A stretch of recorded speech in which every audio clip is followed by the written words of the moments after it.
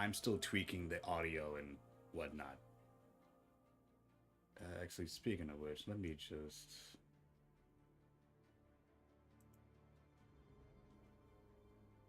There we go. Okay, so you're wondering why I named this Why I Love Collective Obligation. Simply put, it's my favorite Void pulse rifle in the game of all time. Enough said. Now, you're probably wondering, what's so great about this weapon? How does it work? Why do you love it so much? Do you even have a build for it? And to answer all of those questions, check this out. So, this is the build I'm currently using for this is the build I currently have for Collective Obligation. Now, if you want to use this build, the beauty about it is you can run anything, any kind of weapon, any weapon you want in the primary and in the heavy slot. But the energy always got to have collective if you have it. Now you're probably wondering, where exactly do I get this rifle? You get this from the Vow of the Disciple raid. And if I remember correctly, the weapon had the raid had three drops. One was an exotic. No, I believe two were an exotic and like one was a legendary. Or I might be wrong about that. But still.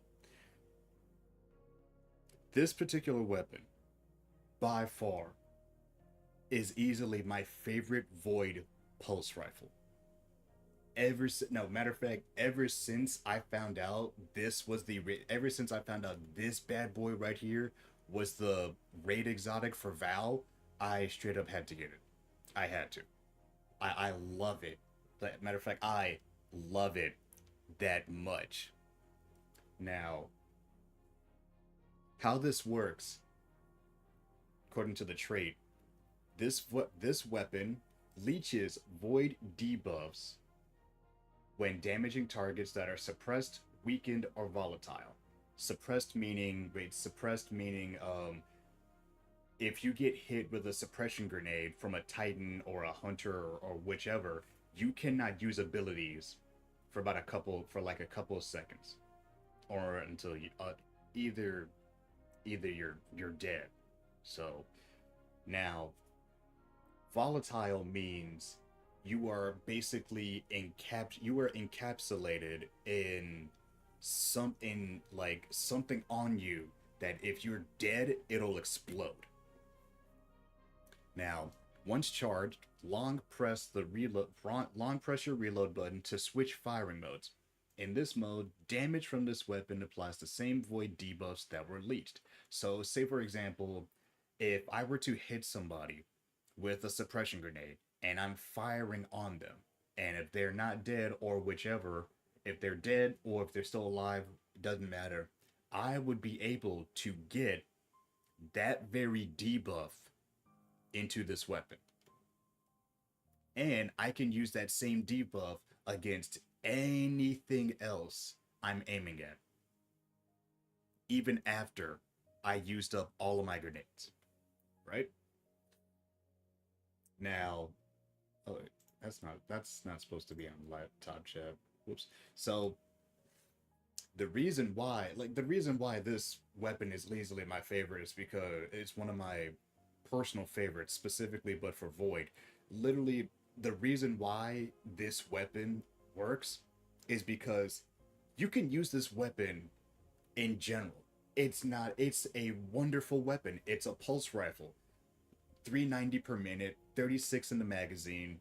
You know, recoil direction, it goes straight up, but like a little bit. It kind of doesn't move. Now, what really makes this weapon stand out is because this weapon is only built for void builds. It's only built for void. Nothing more, nothing less. Now, in terms of the perks, You got Arrowhead Break, you got Flared Magwell, you got Umbral Sustenance, which is exclusive only to this weapon, and you got Hand Laid Stock. The typical stuff. Now, if you're really wondering, oh, how can I make this weapon? How can I make this weapon work for me? If I'm playing Titan, what kind of build can I use here? Well, that's the beauty of it. You can use any kind of void based build you want with collective obligation. All things involving void, all attacks, grenades, melees, doesn't matter. They give off, they give your weapon a debuff. So, say for example, you want to use a suppression grenade, guess what? You can use a suppression debuff. You hit somebody with a melee or like a shield toss or a shoulder charge, guess what? You're gonna get that weapon a debuff.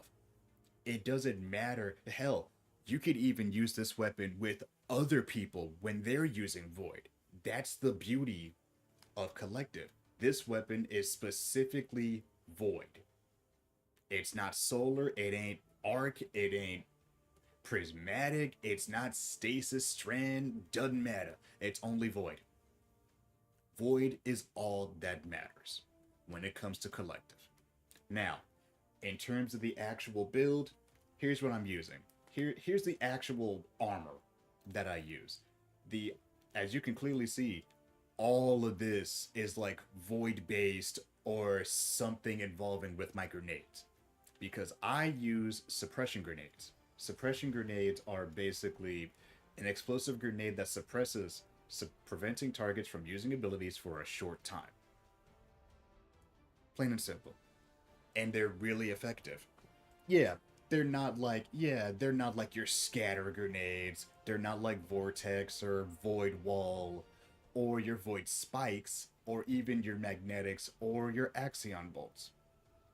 There's not a lot of people that use suppressor grenades, to each their own, but collective obligation could work with all of these grenades. And it also could work with both of these melees. I actually believe I tested both of them, and they do work with both melees. Now, if you're using Void, you only have three supers. You got Twilight Arsenal, which is the one where you toss an axe, which gives weaken. Then if you use Sentinel Shield, that's the one where you're literally Captain America. Enough said. And then there's the super that I used to run with this build named Ward of Dawn, or those in the community like we call it, Titan Bubble. This basically, if you're inside or if you're near it, you basically get an overshield and you basically get a Ward of Dawn, which is like which I believe is a damage buff. I believe it is a damage buff, but it's not a lot. I'm not too sure of the percentages, but I don't really think the damage buff was that big.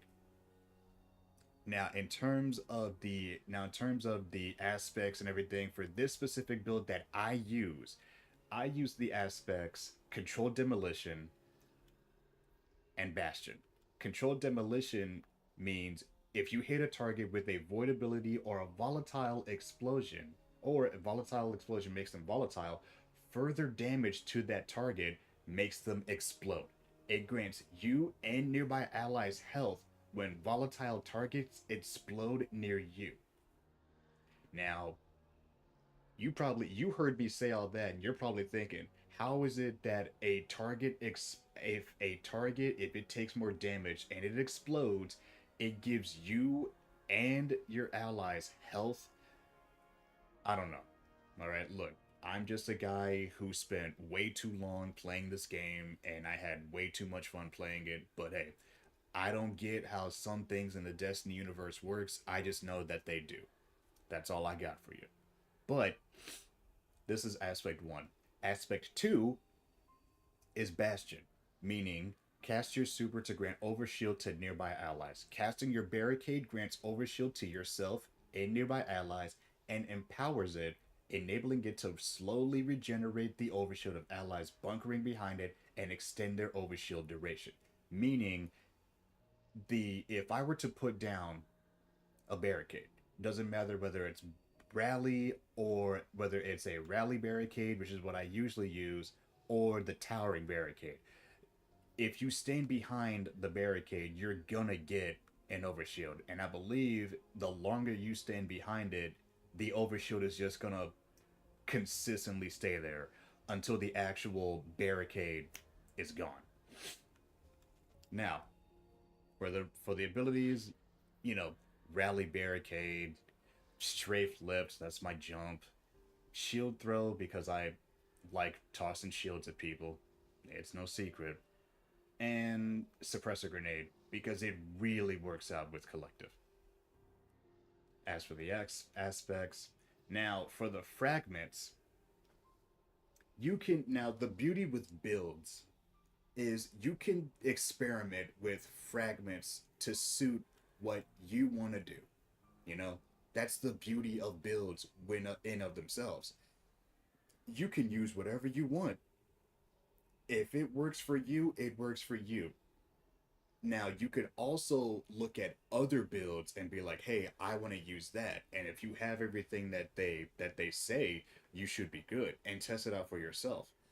But the fragments that I have are Echo of Instability, which defeating targets with grenades grants volatile rounds to your void weapons, and it gives me like a plus 10 strat stat to strength, which is for my melee, which yeah, it's not that high. It's like tier 5. Then there's the Echo of Undermining, which my void grenades weaken targets. And yes, it does say -20 for discipline, but do not get it twisted. It says -20 discipline, but my discipline's literally at like tier 9. 2 more points and it'd be at tier 10. Now, Echo of Domineering, after suppressing a target, you gain greatly increased mobility for a short duration, and your equipped weapon is eluded from reserves. Defeating suppressed targets creates a void breach, and it also gives me plus 10 discipline. While this one is Echo of Starvation, meaning picking up a void breach or an orb of power grants Devour. But it also comes with the, -10 recovery, which is really not good, but hey, we roll with the punches. Now, if now you're sitting here, you listen to me yap yap yap about this weapon. You're probably wondering, well, what exactly does it do? What makes this weapon so great to you? Well, let me show you. And I'm gonna go to one. I'm gonna do several things. I'm gonna go to Altars of Sorrow, which, okay, look, Altars of Sorrow on the Moon. If you ever play Destiny 2, and if you ever need a place to like get a catalyst for a weapon, or to get experience for weapons and all that, just do Altars of Sorrow. Like Altars of Sorrow or Battlegrounds or let's see, Battlegrounds, Altars of Sorrow, and there's something else that you could do. You could do like the Tomb of Elders. You could also do that. They're also really good. They're also really good to use. Um, but other than that, Collective Obligation literally is like my favorite Void Pulse weapon.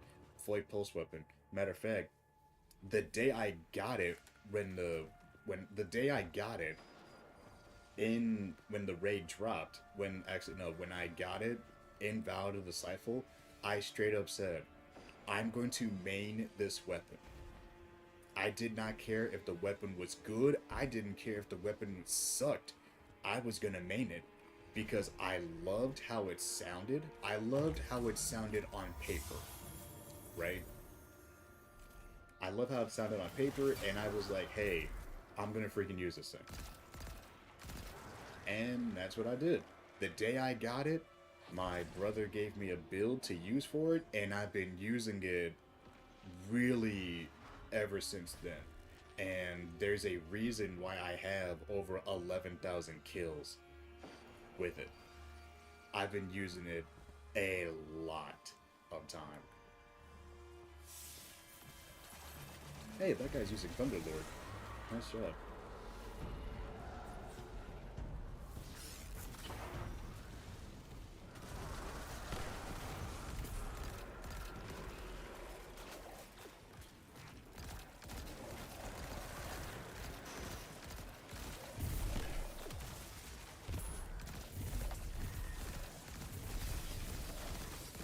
So I get a debuff, then I just go, I click the button, and then boom.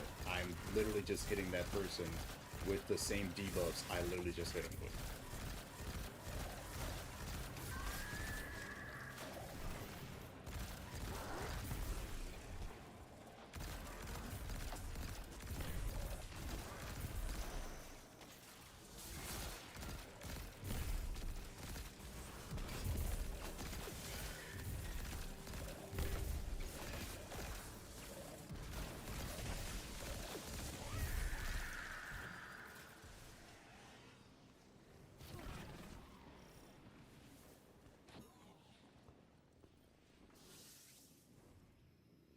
And the thing is, you can always tell when the weapon has that debuff ready because the weapon will start looking all black, like it's got venom all over it, the symbiote.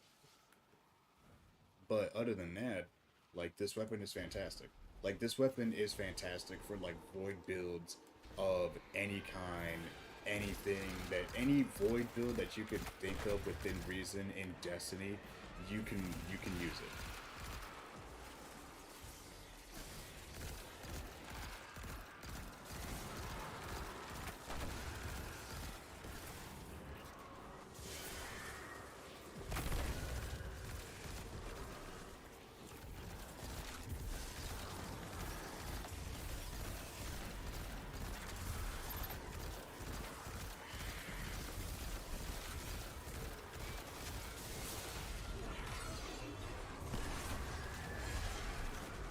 Oops, missed that one.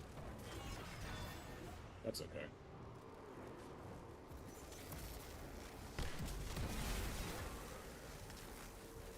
We are going to ignore that. We are going to ignore that axe being tossed and completely missing.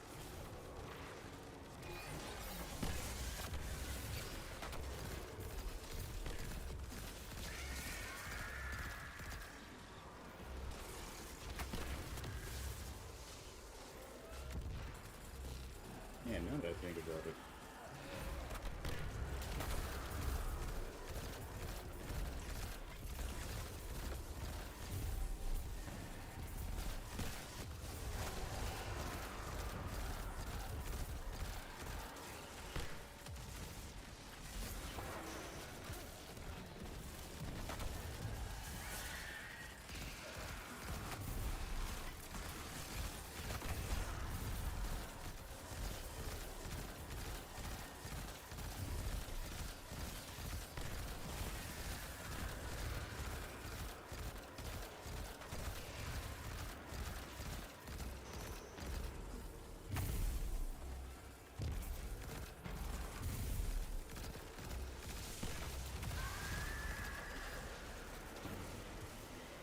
Right. And what tier was that? 4 or 5 or something? I didn't really get a good look.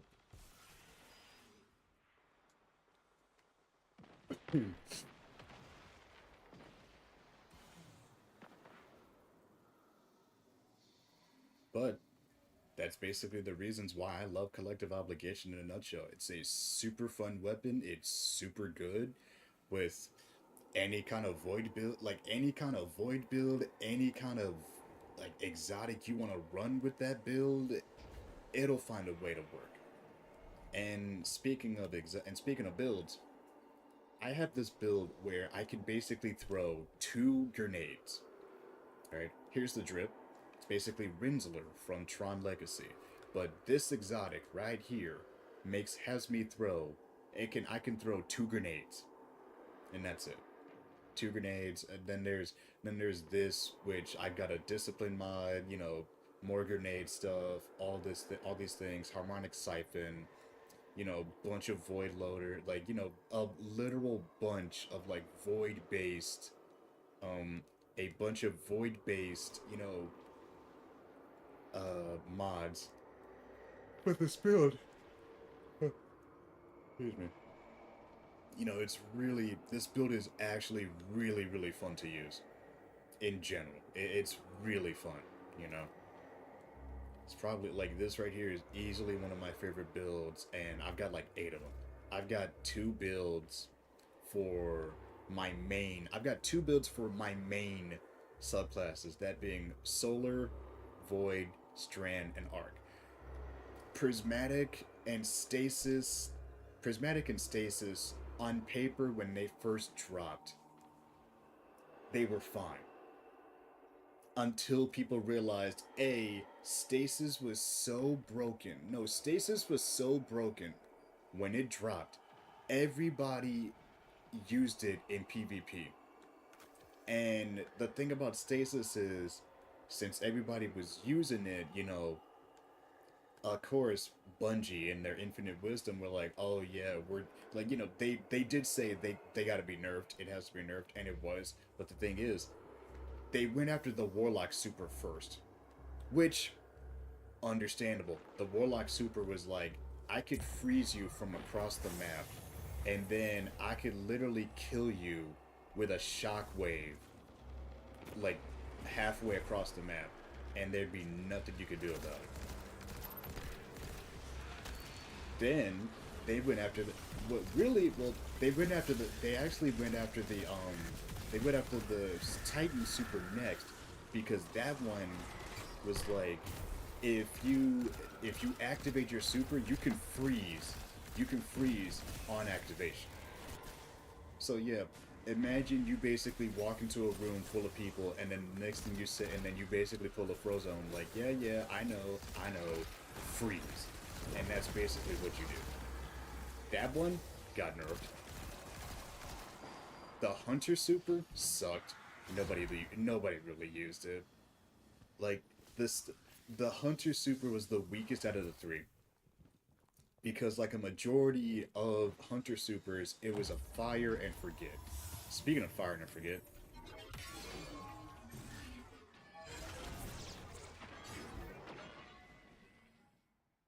always gotta remind Red Bars who's boss. But uh, other than that, that should be everything. Like, that's basically the reason why I love Collective Obligation as a weapon. It's super good, super fun. Can't go wrong with it. It's made exclusively for Void, so you know for a fact the chances of the weapon getting nerfed. Well, the weapon's been in the game for like a hot minute now, and it did get a buff. But other than that, it's been solid the entire time, pretty much. But other than that, I believe that's gonna be it for this stream. Uh, Anybody who was watching, I greatly appreciate it, and thank you for listening to this old Titan and whatnot.